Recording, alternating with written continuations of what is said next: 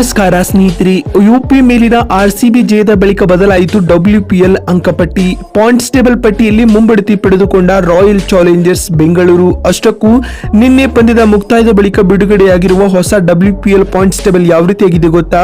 ಇದರೆಲ್ಲದರ ಬಗ್ಗೆ ಇವತ್ತಿನ ಈ ಒಂದು ವಿಡಿಯೋದಲ್ಲಿ ತಿಳಿಸ್ಕೊಡ್ತಾ ಹೋಗ್ತೀನಿ. ಹೀಗಾಗಿ ದಯವಿಟ್ಟು ಈ ವಿಡಿಯೋವನ್ನು ಕೊನೆವರೆಗೂ ನೋಡಿ. ಆದರೆ ಅದಕ್ಕಿಂತಲೂ ಮೊದಲು ನೀವು ಕೂಡ ಆರ್ಸಿಬಿ ತಂಡದ ಅಭಿಮಾನಿಗಳಾಗಿ ಈ ವಿಡಿಯೋವನ್ನು ನೋಡುತ್ತಿದ್ದರೆ ತಪ್ಪದೆ ಈ ಕೂಡಲೇ ಈ ವಿಡಿಯೋಗೊಂದು ಲೈಕ್ ಮಾಡಿ. ಹೌದು, ಎರಡನೇ ಆವೃತ್ತಿಯ ಮಹಿಳಾ ಪ್ರೀಮಿಯರ್ ಲೀಗ್ ಟೂರ್ನಿಯು ರೋಚಕತೆ ಸೃಷ್ಟಿಸಿದೆ. ಫೆಬ್ರವರಿ 23ರಂದು ಆರಂಭವಾದ ಟೂರ್ನಿಯಲ್ಲಿ ಈಗಾಗಲೇ 11 ಪಂದ್ಯಗಳು ಮುಕ್ತಾಯಗೊಂಡಿದ್ದು ಮೊದಲಾರ್ಧ ಮುಗಿದಿದೆ.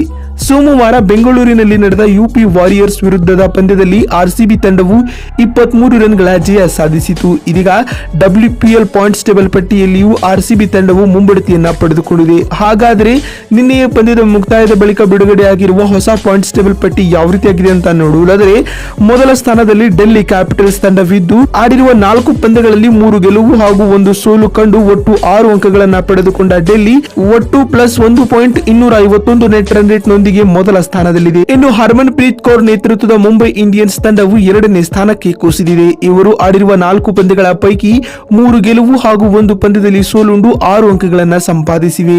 ಮುಂಬೈನ ಸದ್ಯದ ನೆಟ್ ರನ್ ರೇಟ್ +0.402 ಆಗಿದೆ ಸ್ನೇಹಿತರೆ. ಇನ್ನು ಸ್ಮೃತಿ ಮಂದಾನ ನಾಯಕತ್ವದ ರಾಯಲ್ ಚಾಲೆಂಜರ್ಸ್ ಬೆಂಗಳೂರು ತಂಡ 3ನೇ ಸ್ಥಾನಕ್ಕೇರಿದೆ.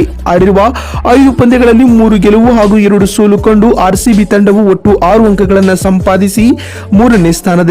ಬೆಂಗಳೂರಿನ ನೆಟ್ ರನ್ ರೇಟ್ +0.242 ಆಗಿದೆ ಸ್ನೇಹಿತರೆ. ಇನ್ನು ಯುಪಿ ವಾರಿಯರ್ಸ್ ತಂಡ ಆರ್ಸಿಬಿ ವಿರುದ್ಧ ಸೋತ ಬಳಿಕ 4ನೇ ಸ್ಥಾನಕ್ಕೆ ಕುಸಿದಿದೆ. ಆಡಿರುವ 5 ಪಂದ್ಯಗಳಲ್ಲಿ 2 ಗೆಲುವು ಹಾಗೂ 3 ಸೋಲು ಕಂಡು 4 ಅಂಕಗಳನ್ನು ಪಡೆದುಕೊಂಡಿದ್ದಾರೆ. ಯುಪಿಯ ನೆಟ್ ರನ್ ರೇಟ್ -0.73 ಆಗಿದೆ. ಇನ್ನು ಮಹಿಳಾ ಪ್ರೀಮಿಯರ್ ಲೀಗ್ 2024ರಲ್ಲಿ ಗುಜರಾತ್ ಜೈಂಟ್ಸ್ ತಂಡದ ಸ್ಥಿತಿ ಉತ್ತಮವಾಗಿಲ್ಲ. ಆಡಿರುವ 4 ಪಂದ್ಯಗಳ ಪೈಕಿ 4ರಲ್ಲಿಯೂ ಸೋತಿದ್ದು ಯಾವುದೇ ಅಂಕಗಳನ್ನು ಸಂಪಾದಿಸಿಲ್ಲ.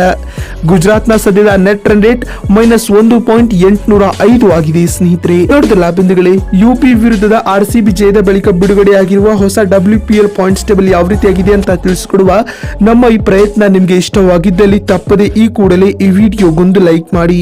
ವಿಡಿಯೋವನ್ನ ಇಲ್ಲಿವರೆಗೂ ನೋಡಿದ್ದಕ್ಕಾಗಿ ಧನ್ಯವಾದಗಳು. ಮತ್ತೊಂದು ವಿಡಿಯೋದಲ್ಲಿ ಸಿಗ್ತೀನಿ. ಅಲ್ಲಿವರೆಗೂ ನಮಸ್ಕಾರ, ಧನ್ಯವಾದಗಳು ಸ್ನೇಹಿತರೆ.